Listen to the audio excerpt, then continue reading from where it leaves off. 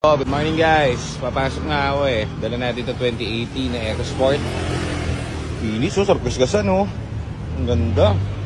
So may papakita ako sa inyo ditong unit. Dito sa kanto ng bahay namin, sa Santa Mesa. Ang ganda talaga na itong 18 ano. Ang pogi. So meron tayo ditong tinagong unit.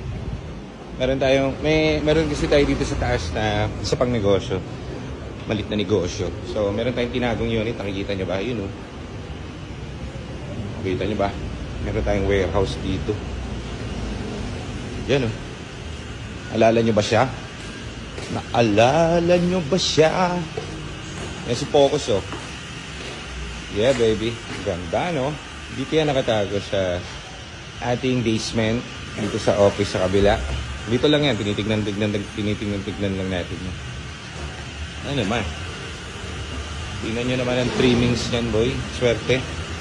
Actually ito, hindi ko binibenta. Kaso lang ito yung sinabi ko na ikwento ko sa ibang vlog natin na may umawit kasi sa atin, naglambing. Eh ang ganda ng deal kasi next month pa kukuhanin. Kumbaga, hindi agad-agad. Eh may in-order kasi ako ditong ABS na module. Kasi ABS mismo, yung ABS module niya.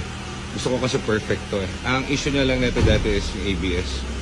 Kaso lang, unlike dun sa Fiesta, pati dun sa EcoSport, mas maano to. Mas no?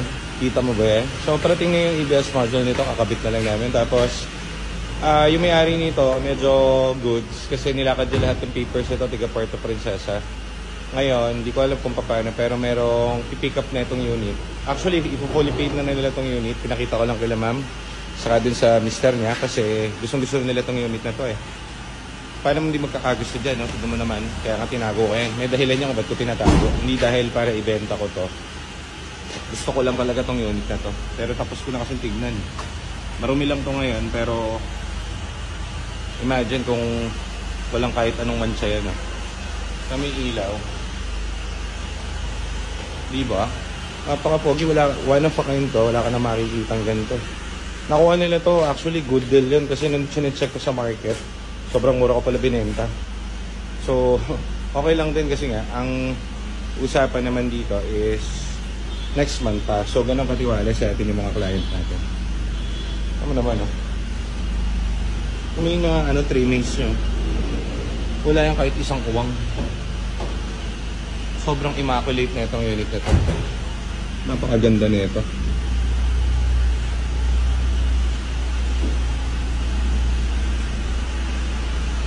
Wala lang, na-appreciate ko lang siya. Pakita ko sa inyo yung loob ah. Ay, loob din. Yeah, baby. Oh. Wala kang kayo makikita dito kahit isang bitak. Siguro 97% nito talagang intact. Ah, walang bitak. Original leather niya to. Tapos tignan mo yung taas. Diba? Sobrang washer yan, no? Ang ganda talaga na itong baby ko. Ano to? Nahanap ako talaga ito minsan. Pupunta lang ako dito, nahanap ko yung mga bitak eh. Wala eh.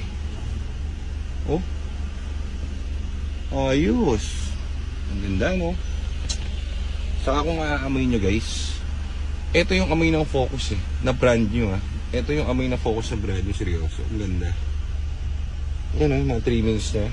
Ordinary kasi syempre, kapag nagkokotse ka, katulad dito, walang tinto.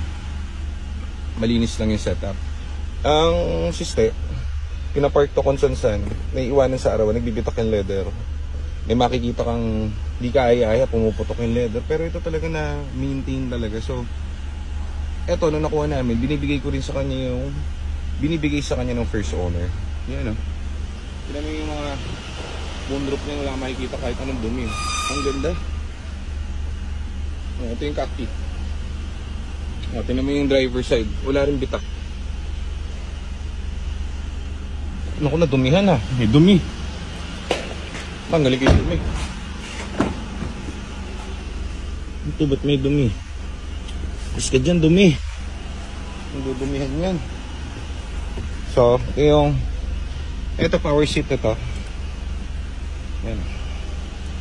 Power seat. Tapos, ito wala lang yan kasi 40 naman namin yung ABS. Naka-ABS talaga yan. Naka-check engine kasi yung ABS nya. sakit ng focus. So inantay natin yung module nito. Pero maliban doon, working fine, 1000%. Ang ganda nito. Oh. Diba? Saan ka makakakita niya?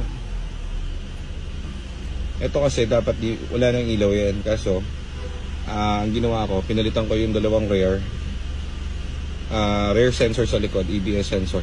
Yung isa nag-fault, so yung isa umilaw. So ang gagawin ko, para dadalhin Puerto Princesa, yung buong module na lang papalitan namin. Tapos babalik ko sa stock yung rear ng ABS sensor sa likod.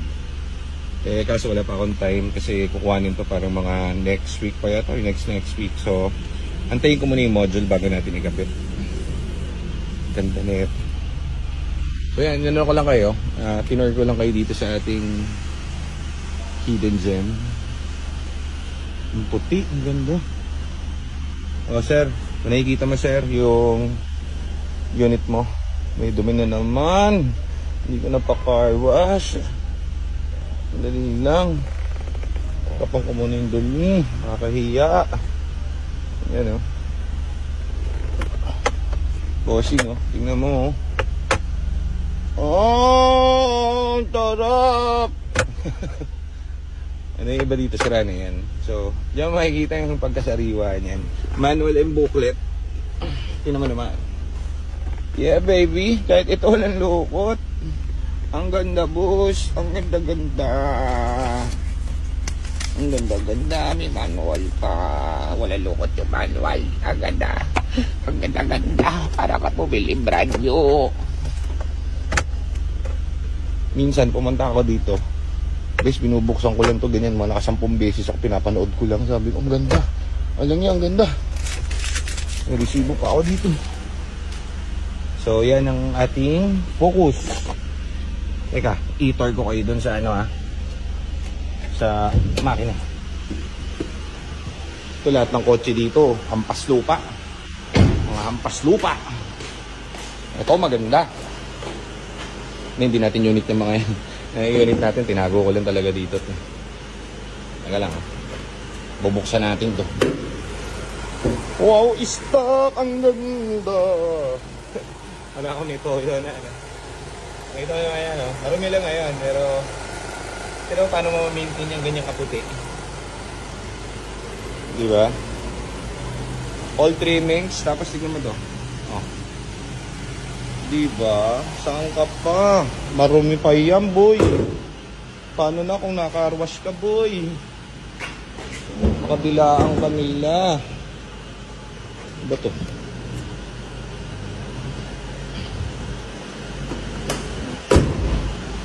Yeah, baby.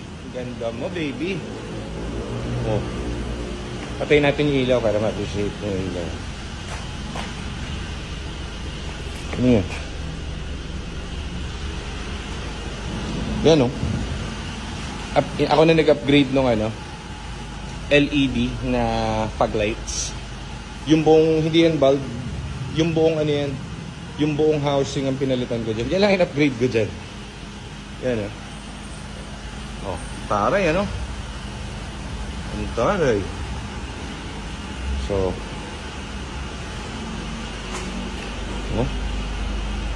walang kahit anong uwak Ganda. Okay, so yun lang. Tinor ko lang si sir dun sa kanyang makukuha unit. This is bound to Puerto Princesa. Magkakaroon kayo dun ng malupitang tawag dito, focus.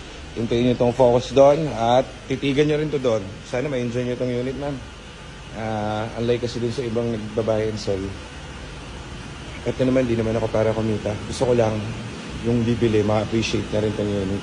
So, ingatan nyo yung unit and bibigay ko sa inyo rin ng 100%. So, yun lang. Salamat po and enjoy nyo sa mag-asawa na bumili nito. Thank you very much po sa tiwala. Pinu-full payment nyo kahit na sa amin pa yung unit. Sobrang yung tiwala sa amin. Salamat po. Thank you.